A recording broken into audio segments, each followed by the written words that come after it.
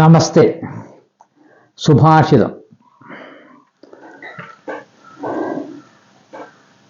ആപദർദ്ധേ ധനം രക്ഷേദ്ധാരാൻ രക്ഷേദ്ധനൈരപി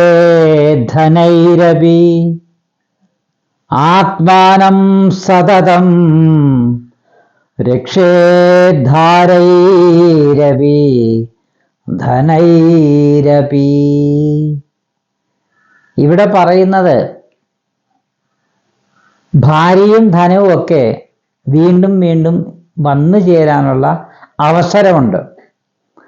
എന്നാൽ ആത്മരക്ഷാർത്ഥം നമ്മുടെ ഈ ശരീരം ഒരിക്കൽ ലഭിച്ചാൽ പിന്നില്ല.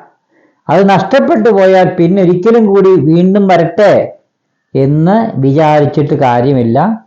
അപ്പം നമ്മൾ സ്വയമേവ എപ്പോഴും രക്ഷിക്കണം.